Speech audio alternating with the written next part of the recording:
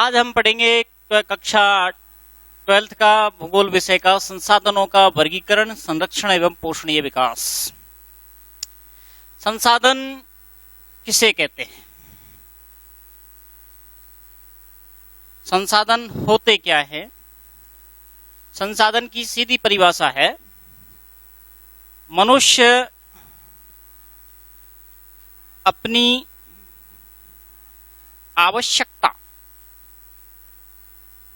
आवश्यकता की पूर्ति के लिए जिन वस्तुओं का उपयोग करता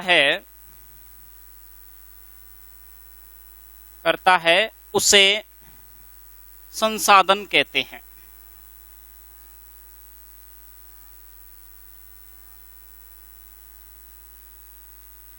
अर्थात संसाधन बनते नहीं हैं बल्कि बनाए जाते हैं। ठीक है। मनुष्य अपनी आवश्यकता की पूर्ति के लिए जिन वस्तुओं का उपयोग करता है उसे संसाधन कहते हैं। संसाधन बनते नहीं हैं, बनाए जाते हैं। अगली इसकी एक परिभाषा और जिमरमैन ने दी है। जिमरमैन ने क्या लिखा है कि संसाधनों से उद्देश्य की प्राप्ति होती है। मानव अपनी आवश्यकता एवं सामाजिक उद्देश्य की पूर्ति करता है। यानी क्या कहा है जिमरमैन महोदय ने? संसाधनों से उद्देश्य की प्राप्ति होती है। किसकी प्राप्ति होती है? उद्देश्य की प्राप्ति होती है। और ये मानव जो अपनी आवश्यकता की पूर्ति और सामाजिक उद्देश्य की पूर्ति संसाधनों से क्या कर लेता है? पूरी कर लेता है, उसे संसाधन कहते हैं। अब आगे प्रश्न ये आता है कि मानव एक स्वयं संसाधन है। मानव एक स्वयं संसाधन क्यों है?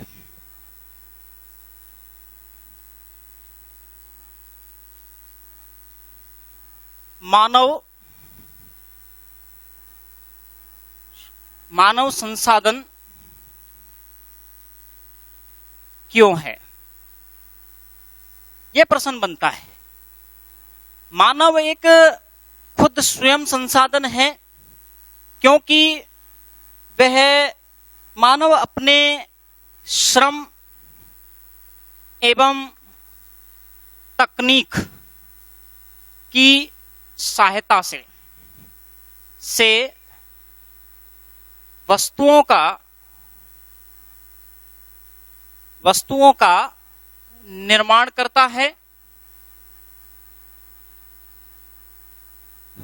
करता है तथा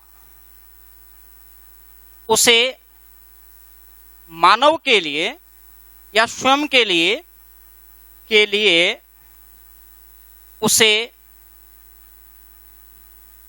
उपयोगी बनाता है। अर्थात इन वस्तुओं का उपयोग मानव ही करता है, इसलिए मानव को संसाधनों का जनक कहा जाता है। मानव को संसाधनों का जनक भी कहा जाता है। ठीक है। मानव को संसाधन का जनक क्यों कहते हैं? क्योंकि मानव श्रम और तकनीक की सहायता से वस्तुओं का क्या करता है, निर्माण करता है तथा उसे मानव के लिए क्या बना देता है, उपयोगी बना देता है। इसलिए मानव को संसाधनों का जनक कहा जाता है। ठीक है, अब अगली बात आती है इसमें कि वस्तु है जो संसाधन की श्रेणी में कब आती है। मान लीजिएगा ये चौक है, मान लीजिए ये चौक है, ये चौक नीचे मैंने पटक दिया, इसको संसाधन कहते हैं नहीं कहेंगे, इसको संसाधन नहीं कहेंगे। यदि मैं वस्तु से इस चौक से लिख रहा हूं, ये मेरे काम में आ रही है, तब जाके इसको क्या कहा जाएगा, संसाधन कहा जाएगा। ठीक है, वस्तु संसाधन की श्रेणी में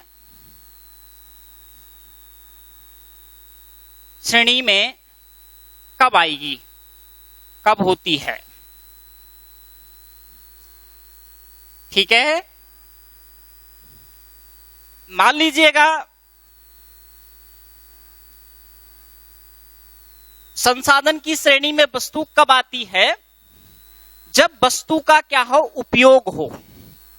पहली बात क्या है, वस्तु का क्या हो, उपयोग होना चाहिए, तब वस्तु संसाधन की श्रेणी में आएगी।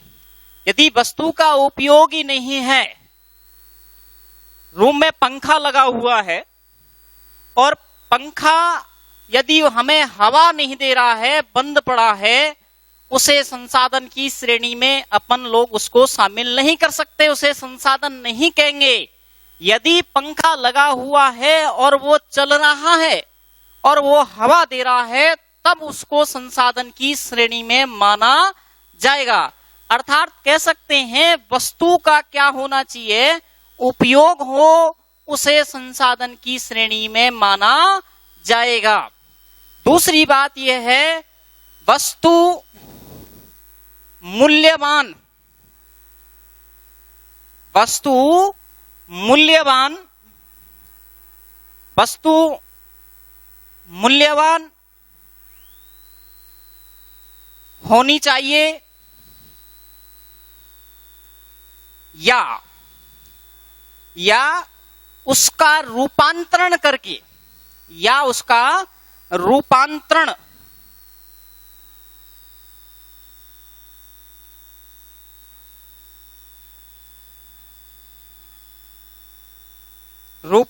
करके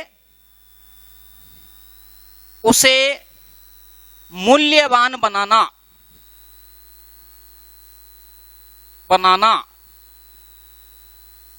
एक दूसरी बात है, वस्तु क्या है, या कोई भी वस्तु है पड़ी हुई है, उसका रूप परिवर्तन करके, उसका किसका, वस्तु का रूप परिवर्तन करके उसे मूल्यवान बनाना, तब जाके वस्तु संसाधन की श्रेणी में आएगी। ठीक है, तीसरी बात, वस्तु को रूपांतरण करने के लिए मानव संसाधन का होना आवश्यक है।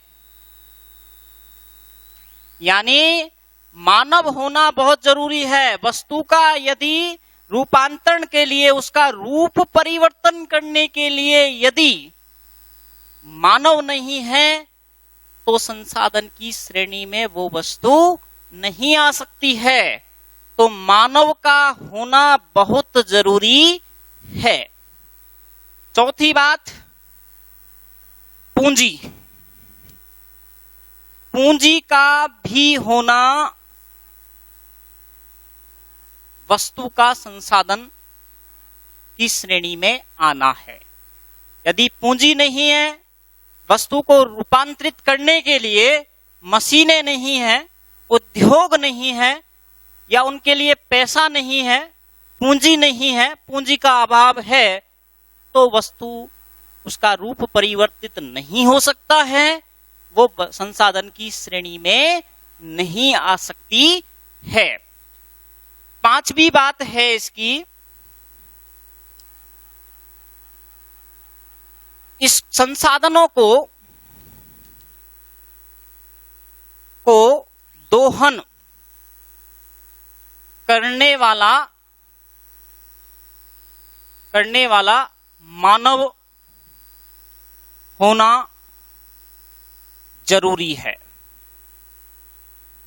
यानी कोई वस्तु बना दी और उसका कोई उपयोग नहीं हो रहा है, वो काम में नहीं आ रही है, तो वस्तु संसाधन की श्रेणी में नहीं हो सकती है। संसाधन की श्रेणी में कब होगी कि वस्तु का क्या होना चाहिए, संसाधनों का क्या होना चाहिए, दोहन होना चाहिए, और फिर वो मानव के लिए क्या होनी चाहिए, वो उपयोगी होनी चाहिए, तब जाकर के वो संसाधन की श्रेणी में आएगी। अन्यथा वो वस्तु संसाधन की श्रेणी में नहीं आ सकती है। अब ये टॉपिक अपना यहीं पर कंप्लीट होता है। इसमें आगे पढ़ेंगे अपन संसाधनों का वर्गीकरण।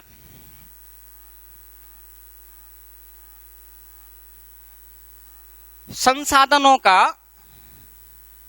वर्गीकरण देखिए, संसाधनों का वर्गीकरण बहुत बार एग्जामों में ये प्रश्न पूछा जाता है। नंबर 1, उत्पाद के आधार पर संसाधनों के प्रकार।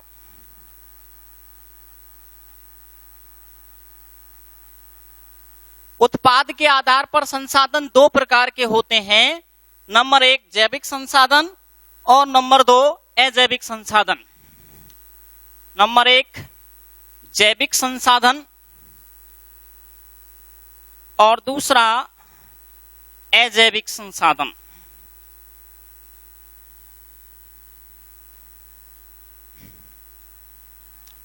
उत्पाद के आधार पर संसाधन कितने प्रकार के होते हैं? 2 प्रकार के होते हैं। एक तो जैविक संसाधन और दूसरा अजैविक संसाधन। जैविक संसाधन उसे कहते हैं वे संसाधन जिसमें जैविक घटक पाए जाते हैं। जैविक घटक पाए जाते हैं, अर्थात वे संसाधन जिसमें जीवन पाया जाता है या जीव पाया जाता है, उसे क्या कहते हैं? जैविक संसाधन कहा जाता है। जैसे मानव, जीव जंतु,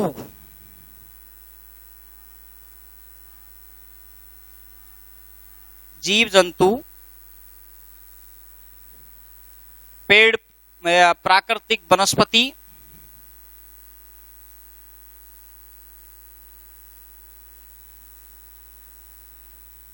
चारागाह,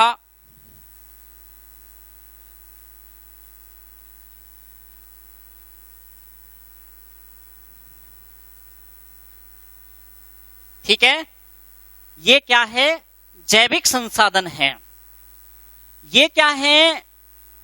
वंश वृद्धि करके, अपनी प्रजनन क्षमता के अनुसार वृद्धि करके कभी भी समाप्त नहीं होते हैं, बल्कि वंश वृद्धि कर लेते हैं। ठीक है। ये चल एवं अचल संसाधन हैं। इनको भी चल एवं अचल संसाधन कहा जाता है। चल एवं अचल संसाधन का मतलब क्या होता है? चल यानी चलना। मानव एक स्थान से दूसरे स्थान पर जा सकता है, पशु पक्षी एक स्थान से दूसरे स्थान पर जा सकते हैं, इसलिए इनको चल संसाधन कहा जाता है। और जो प्राकृतिक वनस्पति होती है, पेड़ पौधे होते हैं, वो क्या है? अपने स्थान पर वंश वृद्धि तो कर लेते हैं, लेकिन एक स्थान से दूसरे स्थान पर चल नहीं सकते हैं, इसलिए उनको अचल संसाधन की श्रेणी में क्या है? शामिल किया जाता है। अब आते हैं अपन अजैविक संसाधन पर। अजैविक संसाधन किसे कहते हैं? वे संसाधन जिनमें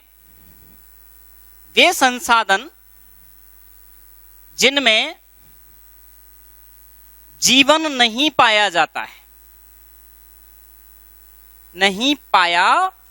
जाता है, उसे अजैविक संसाधन कहा जाता है। अजैविक संसाधन किसे कहेंगे? वे संसाधन जिसमें जीवन नहीं पाया जाता है उसे अजैविक संसाधन के नाम से जाना जाता है। जैसे कि मान लीजिएगा खनिज पदार्थ, मिट्टी, पत्थर, ठीक है, जल, ये क्या है? अजैविक संसाधन है। इनमें जीवन नहीं पाया जाता है और बल्कि ये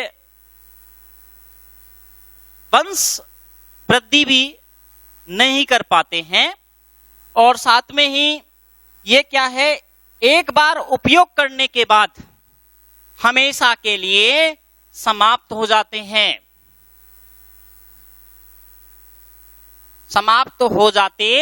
हैं, ठीक है। ये क्या है? एक बार उपयोग करने के बाद हमेशा के लिए क्या हो जाती हैं? समाप्त हो जाते हैं। इसलिए इनको अजैविक संसाधन की श्रेणी में या अजैविक संसाधन कहा जाता है। वे संसाधन जिसमें जीवन नहीं पाया जाता है अर्थात निर्जीव होते हैं, उन्हें अजैविक संसाधन कहा जाता है। ये तो किसके आधार पर हुआ? उपयोग या उत्पाद के आधार पर संसाधनों के प्रकार।